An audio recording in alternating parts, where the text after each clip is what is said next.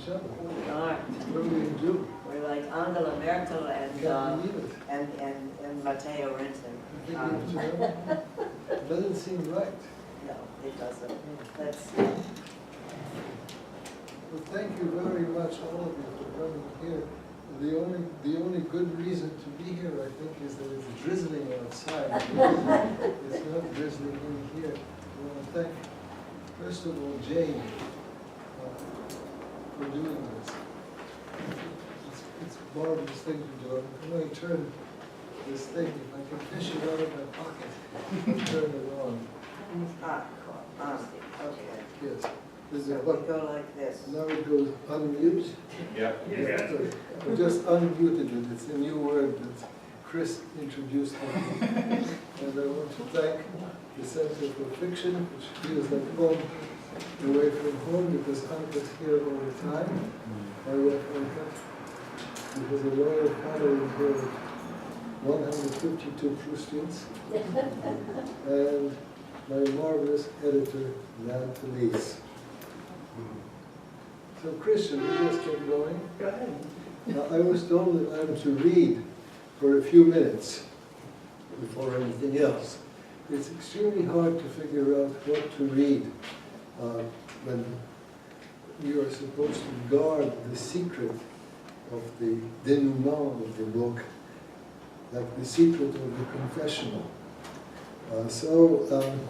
Also there is an added problem here. The protagonist of this novel is one Jack Dana, who is a 30, 31, 32-year-old perhaps, Marine infantry officer in the Force Recon, platoon leader. Well, it's written in the first person, so you'd have to suspend all this belief and think of me as such a person, a Marine officer, infantry officer, Force Recon, platoon leader. Of course, I am a trained killer, or at least I was told I was a trained killer after my basic training in the Army. But that was more than 2 years ago. So I will begin, I think, by reading a tiny bit from the first chapter, a tiny little morceau choisi. Harry, that's Jack's uncle. Jack has been deployed twice to Afghanistan and to Iraq. He's been badly wounded, put together in the Walter Reed Hospital. He is out, and he's been writing his first book. And his uncle Harry invited me to move with him as soon as the hospital released me. I accepted without hesitation because I wanted to be near him and to tell the truth in some small part because I had no other place to go. He did everything to make it as comfortable for me to work, setting up a large desk, additional bookshelves, and filing cabinets. I was to sleep in the smaller guest room. We had dinner invariably late. They'd made possible long work days without interruptions or respite from my manuscript, other than for a sandwich at lunch, runs in the park, and weightlifting, and occasional boxing at the 3rd Avenue gym, in which Harry had given me membership. Getting back as near as humanly possible into Force Recon shape had become, next to my book, an obsession. My other daytime forays from the apartment were few and far between. I would slink back to the apartment revolted by the luxury of store window displays and the parading princesses of Madison Avenue, skinny, tall girls with big hair, big tits, big sunglasses, and big shoulder bags talking into their big phones, and sickened by pity like a newborn babe striding the blast for soldiers still stuck in the hellholes I'd known, for veterans coming home to a country that didn't give a shit, for everyone who'd been dealt a lousy hand, even for myself, although I knew that my case was different, that eventually I would recover and never face the indignities and desperations the others would. I hope that this sets a little bit the stage for his frame of mind.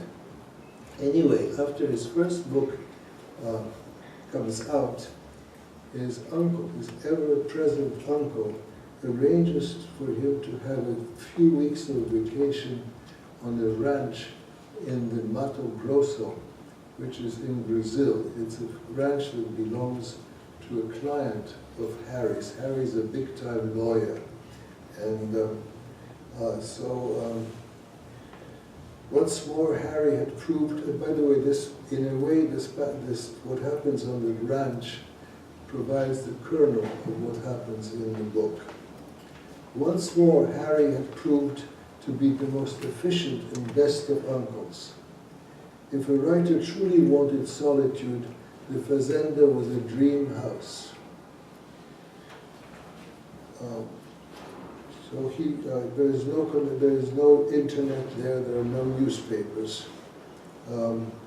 He spends his time writing,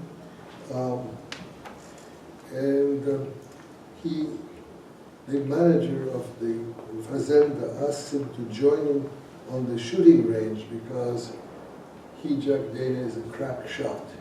Wellington, that's the maître d'hôtel there, had been telling him about my prowess, and that's the fazenda manager, had brought his own pistol, a 9mm Beretta.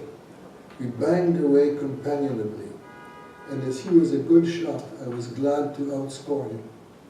When he congratulated me, I made no attempt to hide my satisfaction, saying that the Smith Wesson had taken some getting used to, my own sidearm being a modified Colt M1911 45 ACP, which I was sorry to say I hadn't fired not once since I became a civilian.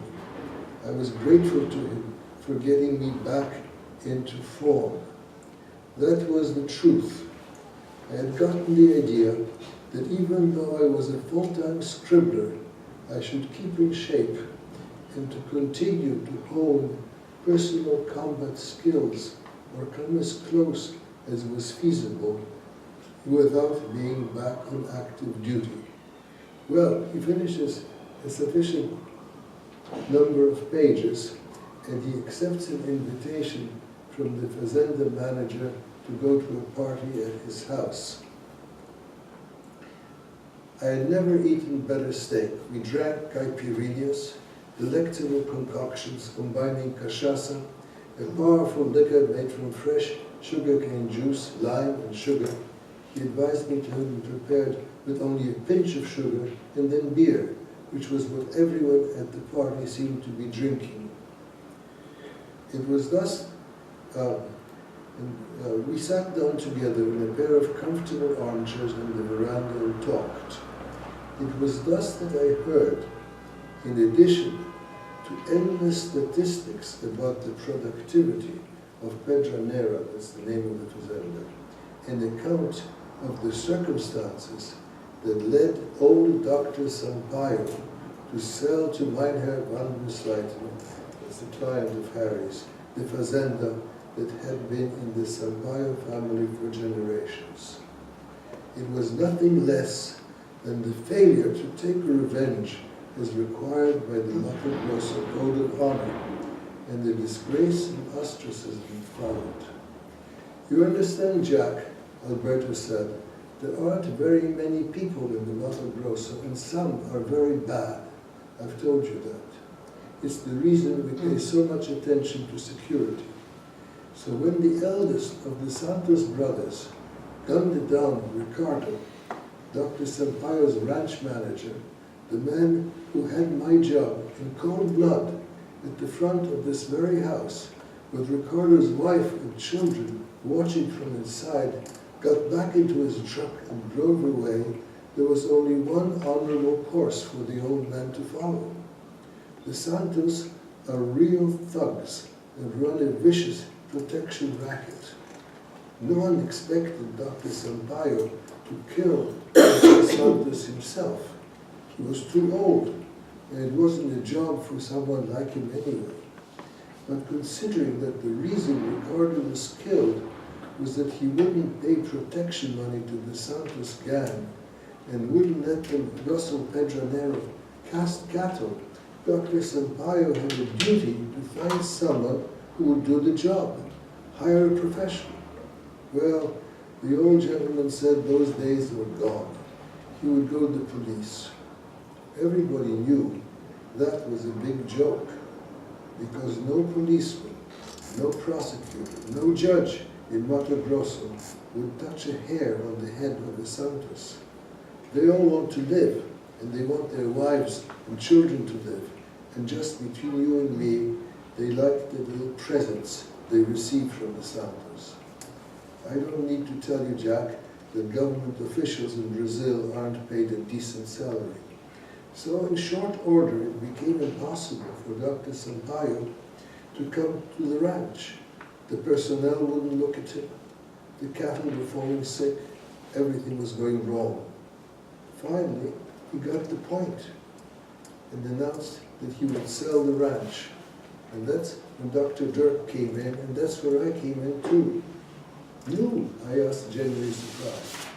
Yes, Dr. Dirk hired me because of my credentials in cattle ranch management, and also because I'm a local. My family has been here forever, and he thought that I'd know what needed to be done. I sure did. I wasn't going to waste my time going to the authorities, and I wasn't going to the bars in Cuiabá to hire a hitman. You never know if one of those guys is going to work for you or for the opposition. On the other hand, I didn't want to go to jail for the rest of my life for murder after I'd wasted Jose Santos. Dr. Dirk wasn't going to protect me from the authorities. He wouldn't know how, and anyway, didn't have that kind of pull. No foreigner does at the Mato Grosso. What do you think was the solution? Simple. I had to kill the bastard in self-defense.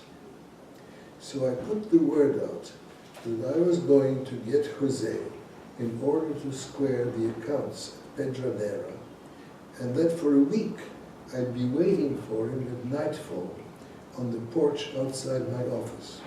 If he still had real balls on him, I'd say to whoever would listen, and let me tell you, a lot of people didn't dare to listen, he can come on a visit. So the week named came, and I sat there on the porch in a nice armchair just like this one, with my nice 12-gauge Remington shotgun in my lap, a bottle of cachaça at my side, waiting. I start on Monday, waiting patiently. Tuesday night, I put the record player on in my office and opened the window to be able to hear the music better. Cha-cha-cha. Thank God we have no mosquitoes in this part of the ranch. Nothing on Monday, nothing on Tuesday. On Wednesday, bam! Jose pulls up in a truck, gets out, waves hello. I see that in his left hand he's got a .50 caliber Smith & Wesson. I didn't know the son of a bitch was a lefty, and I think he was going to let me have it. But no, he laughs like a fucking hyena. In his right hand he holds a grenade, pulls the pin with his teeth, and whoosh, tosses it on the porch. Only then he empties his magazine. You can't imagine the racket, or maybe you can, if you think of Iraq or Afghanistan. That's the end of me, right? Wrong. Because it wasn't me in the armchair on the porch. I put a dummy, dressed and made up to look like me, in the armchair. He must have been mainlining stuff, not to realize something was wrong, that the guy in the armchair wasn't reacting to anything, just keeping a stiff upper lip. The real me had always been holed up in a nice reinforced blind I'd built for myself under the porch. His hand grenade, no sweat. From there, my other Remington nicely braced, I emptied it right into Jose's face. And after I'd finished, he had no head left. Holy cow, I said. So then you called the police, right? Alberto nodded. And you were in the clear, right again. And how come the other Santos brothers haven't come to get you? Because it was a vengeance killing. He'd killed Ricardo, and I made him pay. Kill and be killed. The accounts were settled. That's the Mato Grosso way. Once we're even, we don't keep going.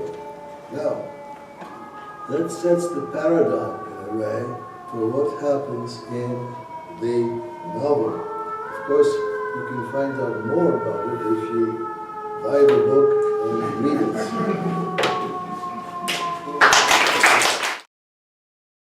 I'm a particular fan of thrillers. Is what I love to read, and not the only thing I read, but I'll tell you, when I discovered that Louis had written a thriller, this arrived in Galleys, and I picked it up, and I said, that's an odd title for a Louis Begley book, and I opened it up, and there it was. Very few thrillers make it into my will bookshelf, but I'll tell you something, Louis is among the greats, because Louis has a fantasy life that is unbelievable. You all know that from the Schmidt books. You know the intellect from all the books. You know the connubiality from his Portrait of a Marriage. You know his intellect from all of them, but from certainly the Kafka book and the Dreyfus book, but Louis is applying all of this to a thriller. And when I asked him how he, I said, how come you got interested in murder? This is what was interesting. He said, I know how to kill. What is so strange? And he reminded me of my husband, who went through basic training and then sat in a nice office in Frankfurt going to the opera at night, but has demonstrated on occasion when threatened that he could easily kill. So Louis has a hero, Jack Dana, who is highly privileged. He went to Yale, he has studied Roman and Greek history, he went to Harvard Law School. His uncle is rich as Croesus. He has every possible place in the world to live. Jack does. He is an ace. There is nobody who can beat him in a war game or a crime game. And I want to ask Louis how he became so gloriously interested in murder, and also how he concocted a hero which to me is straight out of a great Western, is out of Shane, is out of The Virginian, is out of High Noon. It's frontier justice. You kill the bad guy if the bad guy is evil. It restores the sense of evil to the thriller genre. So talk to me about murder, Louis. Well, murder is an appalling thing, because we all have this one life, this little life that we try to live, and someone who takes it takes everything. And in this novel, the bad guy, who is a hitman sent by an even worse guy. Tell them about Abner. Well, yes, we'll get to that. Okay. The hitman who is sent by the arch-villain kills Jack's beloved uncle, the only member of his family who is left.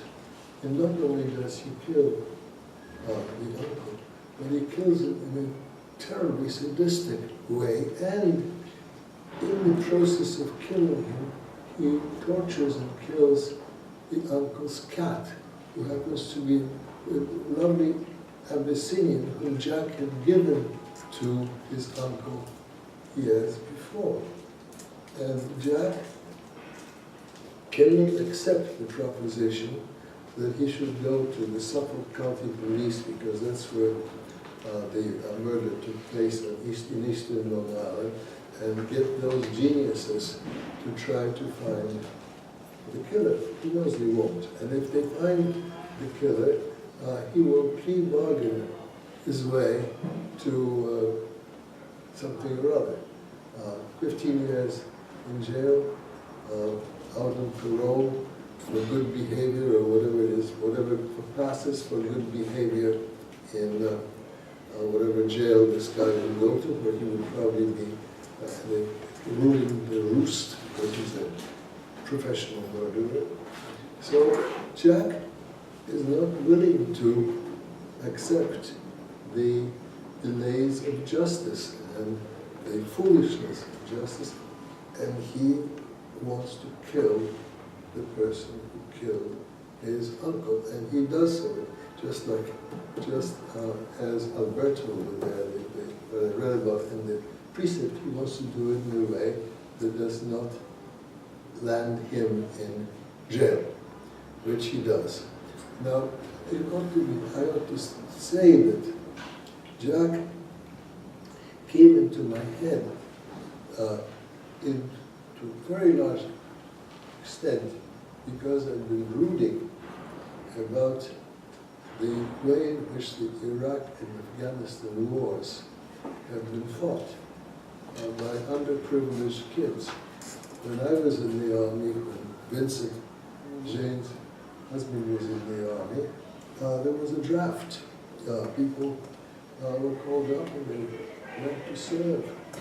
So that kids like me were there, and they bunked and slept in a pub tent with guys in Maine who were in such bad health that the first thing the army had to do when they showed up was to pull all their teeth out. But that was, it was a citizens' army. Now it's an army of underprivileged, poor, I'm tempted to say schmucks, who are sent out there to serve. And I thought there must be some kids who graduate brilliantly from Yale, who have every opportunity, who after 9/11, when it became clear that there was going to be a war, would say to themselves, even though I don't have to serve, I'm going to. And so that was a sort of revolving this thing in my head, and I was thinking for other reasons, which perhaps I can go into, about a book of this sort, and a miracle happened. I went to lunch at a very nice club with a classmate of mine, not a classmate, college friend. He was a year behind me, an extremely pompous man, very extremely rich and extremely pompous, who asked if he could bring to lunch his grandson, who wants to be a writer, he said. So I said, sure. And I went to lunch, and there was this remarkable, beautiful young man, who I found out in the next 10 minutes, volunteered after Yale. Didn't volunteer, he signed up for the Marine Corps Officers School. He graduated from Marine Officers School. He went into every kind of infantry, Marine infantry, every kind of highest degree of killer training, and went to Afghanistan and to Iraq, and had done precisely what my fellow Jack had done, and he validated.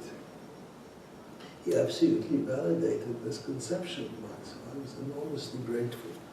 So that's where the Virginian comes from. That's where the Virginian comes in. And that's why I think that you've reestablished the Great Western out of this war experience of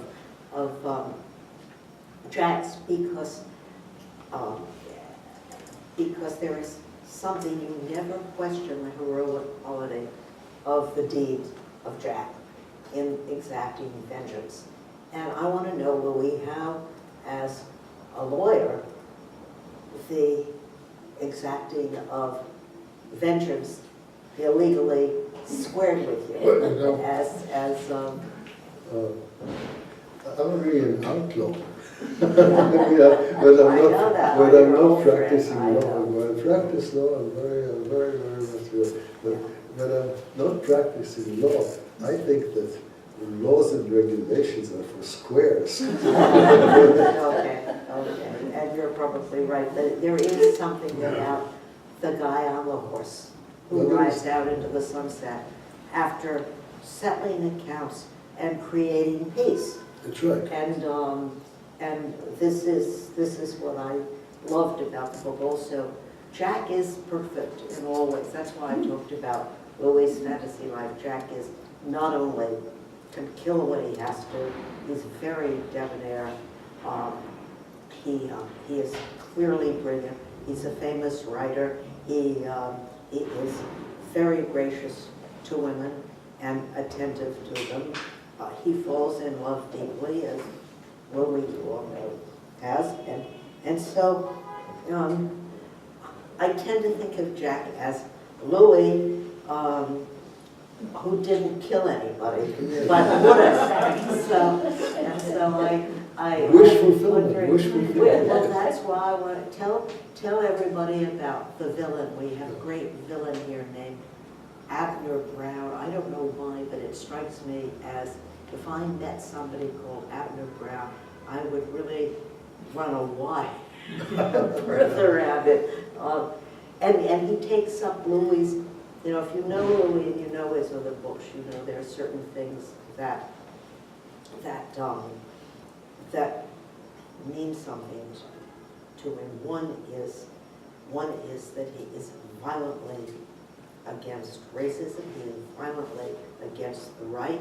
He is violently secular in his sense of the social contract of a democratic state. He is a man of very high and confident ethics in everything he writes. And so it interested me that the evil man, the man behind all the slaughter and the wounds who go out in this book, and I have to say, since I read it in manuscript, you've got another great book coming out next year, is that the villain incorporates all of your anxieties about what's happening in America in terms of extreme wealth, exploitation, right-wing politics, corrupted governments, and the exploitation of labor and the untouchability at a certain amount of wealth of our new billionaires. And so can you talk to me about the creation of the Dread Abner? Well, I think that you've said it. I am extremely disturbed by the rise of these untouchable billionaires who have, of course, profited enormously from the skewing of our tax laws in the direction of protecting gains in capital and making also certain types of gains escape taxation for very long periods of time during which wealth accumulates. Of course, with the erosion of campaign finance laws, the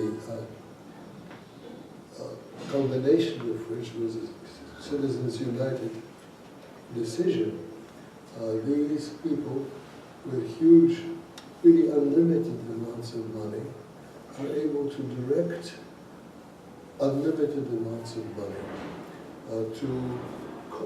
in support of causes that they find advantageous. Now, I won't try to say that those people necessarily are wholly cynical. I think that many of them absolutely believe in this awful stuff. They are profoundly convinced racists They really believe that the poor are undeserving and should be kept on a starvation diet so that their morals would improve. They are profoundly homophobic and so on and so forth, unless they're gay, of course. But even then they were homophobic, and they certainly think that that men should be in charge of the reproductive rights of women, which is, you know, it's where they meet the Taliban. Yeah, it's unspeakable. Yes. So I'm very much disturbed by this, and I've been very much disturbed by the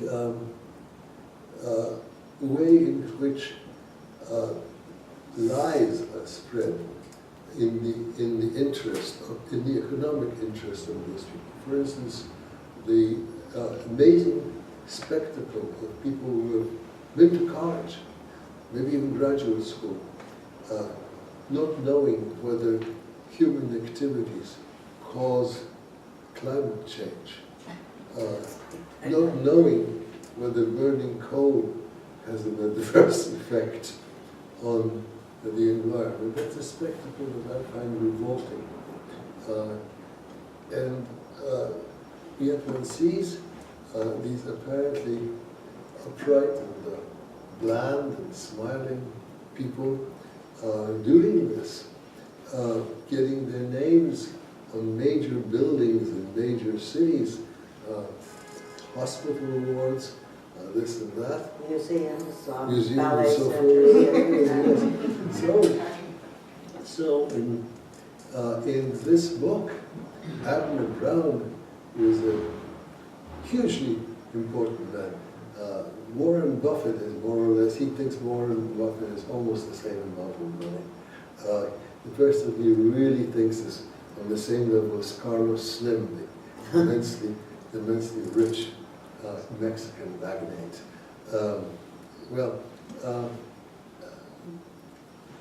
Abner Brown actually runs a vast international criminal enterprise. I'm not suggesting that any of the people you may be thinking of as sources for Abner Brown are doing that, but Abner Brown really does. And the motor of the plot, and I'm not very strong on having the plot, but of the plot such as it is, happens to be the existence of the enterprise and the fact that it's put in danger by the activities of Jack's Uncle Harry, which make it necessary to get rid of Uncle Harry and to cover up the tracks. And so Jack was a warrior and a war hero and a tender and loving nephew. Also, it must be said, in a somewhat unhinged side, which I think comes from his experiences in the war. And I try to suggest that without making it a big deal, because it's You not... mean that he finds injustice intolerable? That's right. Yeah. So, you know, he cannot accept a normal solution. He has to produce his own solution. Now, Abner Brown, I'm going to divulge this here, it is brought into the open in the sequel that is waiting somewhere in the entrails of Doubleday. The name Abner Brown comes actually from a book by John Masefield, who some of you may remember. He was a poet laureate of England, and he wrote a children's book called Box of Delights. And in that book there is this incredible villain called Abner Brown, who is finally brought low by a little boy. Yeah. No, go ahead. Okay. One of the things that struck me in the book was that having watched the charm offensive of the people who are now building all our cultural centers in New York, the thought that anyone who does that or seeks us out, we liberal New Yorkers, and socializes with us has to be just like us. And by the time everything goes up and is indebted, those people are exposed, but they have infiltrated. And what's interesting to me, having also spent time on the Mato Grosso, is that you go into a bar in Mato Grosso and a big rancher or miner comes in and they are surrounded like mafiosi with their private armies. And in case anybody else comes in who would like to kill them. It interested me because of the similarity between Abner Brown's charm offensive to Harry. Don't forget, Harry worked for Abner Brown for a long time and was, at first, to a certain extent, seduced by, I think, the fact that anybody who comes to someone of impeccable reputation like Harry is going to be impeccable himself. But Harry has his goon squad. I mean, Abner Brown has his goon squad. But there is also, he also owns part of the FBI. He has congressmen in his pocket.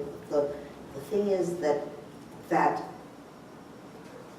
he has charmed his way into the life of one of the top lawyers in New York, and so corporate lawyers in New York. So by the time Abner discovers who Harry really is and what the books really see, the stuff he's discovered, he's doomed. He's doomed. He's no longer useful. Now this is fascinating stuff, but it all has. I think Louis' right. You lay the clues very well so that you don't think anybody is going to say, aha, clue. But then, see, Louis says he's got no real interest in plot. And this plot is superb because it layers your way up to the ending. He's set the stage for everything, and you realize that you've been taken on this trip all the way through without knowing it for a long part of the book.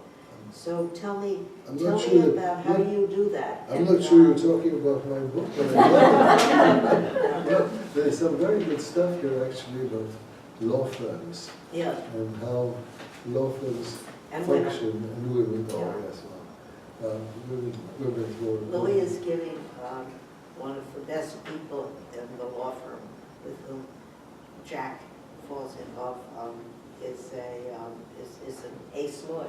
Is an ace lawyer. So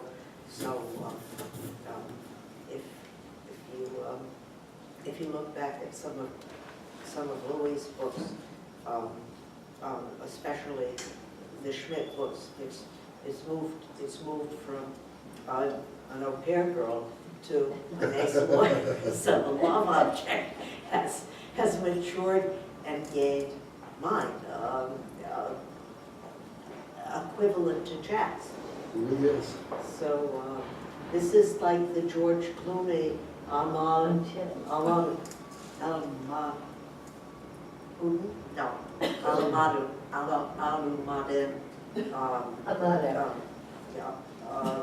marriage. This is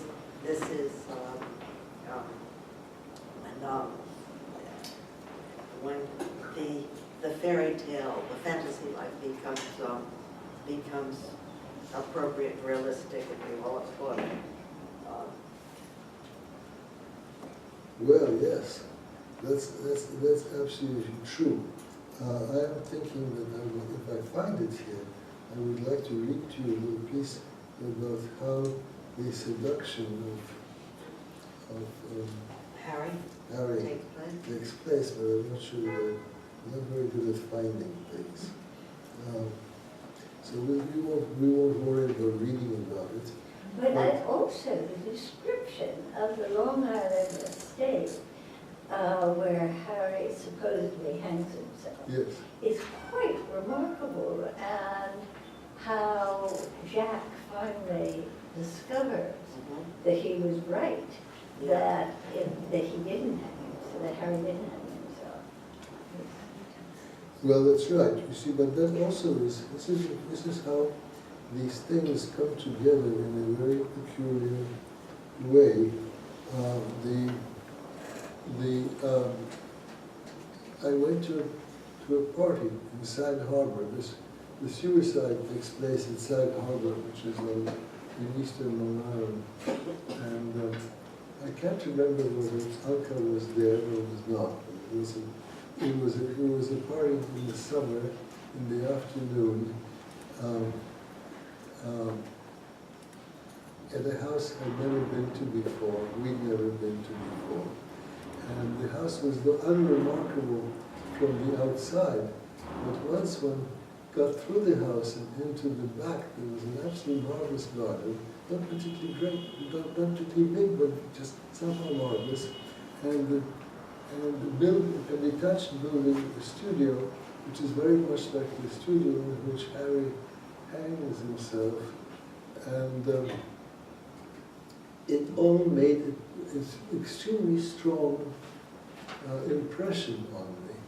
And the other thing that made a very strong impression on me was I had a feeling that it was a party attended by ghosts.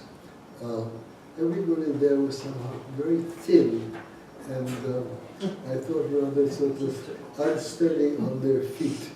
And a number of people seemed to have lost their minds, or at least they weren't quite sure who they were or where they were. And some were sitting down, and if you shook hands with them, they wouldn't release your hands. It was all rather peculiar scene. That's a great scene in the novel. And it stuck to my mind. And so I had the house, I had the protagonist, and I had the cat, because I'm a cat lover. And I have the fear of intruders, so that is part of it. Of course, the intruder could not only do something dreadful to my wife, but he might do something dreadful to my cat. Well, it's only it's a package deal. So then after, but the surprising thing about this business was that I found, perhaps I'm going soft in my head, but I found writing this book very amusing, which one doesn't necessarily find writing a book amusing. Sometimes one gets a high toward the end of the book. But I found writing this book consistently amusing, which is kind of a nice thing. But it also draws on so much on you as a person, really. And we're old friends. I mean, yes, very old. The passion for a brilliant, beautiful woman. We've got her sitting here. The passion for great food and great wine, for adventure, for travel. The place in New York, the place in the Hamptons, the circles that you can describe so well. Your last few books have been amusing in that way, I imagine, to write, because you can kind of take on those subjects and get up and deal with them with a very wry eye.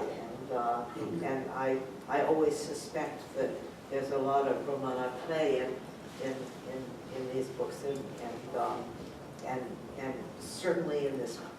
Certainly in this one. Would you say so? Yes, I think that's absolutely right. Yeah. It's And absolutely so right. who's going to sue Nan? Well, this is the question. This is the question. I hope Doubleday is good insurance. Actually, These days we're doubly lucky. Yeah. There's, you read your fine print, you have to share the costs Of everything. of everything. Well, I'm judgment proof. Yeah. No good. Louis and Jane, we have about 10 minutes left if So you let's want to have take some- questions. Well, Louis, Or Louis, would you like to wind up a little bit? Wind And, up. and just, now that we know that you would ride into town and commit a just murder to keep the peace, I think we all would. That is rectification of wrong. It's all our fantasies, and we live in a world of law, but the fantasy is that. And in a way, Jack is also acting out the revenge of The his masses. experience yeah, exactly, because people like Abner also control the industries of war, and also what do they call the mercenaries of war, and also, what do they call the contractors? Contractors, they're good contractors. Yeah, yeah, Yes. so that you're dealing with profit based on obscenity. It's a very rich book, you all have to read it, and then the next one. And so, but it's interesting, I can't tell you what the most interesting thing about this book is, because it will spoil the ending, but you'll know it when you come to it. Well, I think it's a book I like, about taking revenge and about taking the law into one's own hands and disregarding law. We all have dreams like that, Yeah. you know. It's like walking along the beach and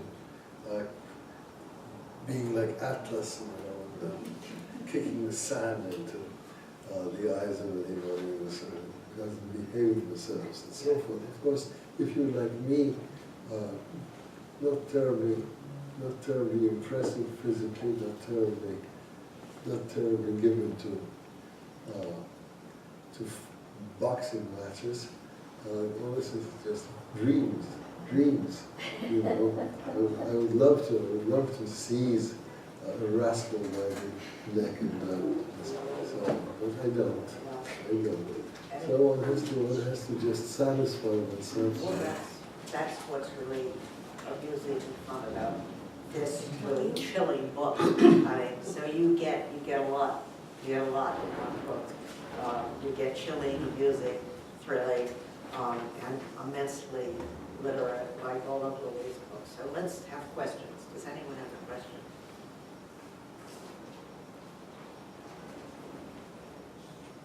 Yes. In writing the revenge part,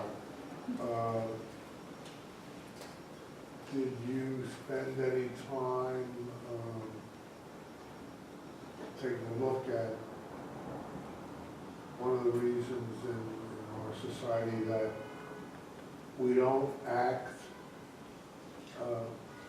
on these thoughts that we may very often have of revenge? Yes, I have given it some thought. I have even given some thought to the notion, at least in Christianity, that one leaves vengeance to the Lord. And of course I do know why we have laws.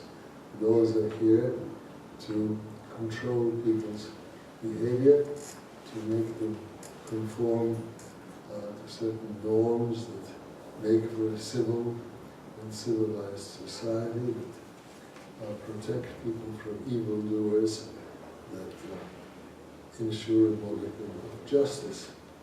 And I'm all in favor of that concept. I don't want to live in a dystopia, though I feel I am perhaps being carried toward one by the course of times. But I think it's also the fact that there are cases when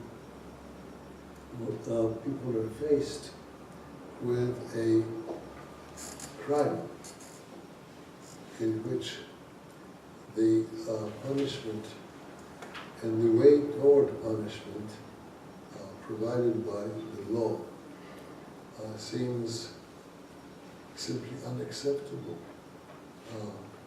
too uncertain, too mild, too detached from the horror of the crime. One can just think about the series of ghastly crimes, murders, tortures, rapes, and so forth that we've all read about in the last however many years you like. And if you are, for instance, a parent, or brother, or a husband, or wife of a victim, one wonders,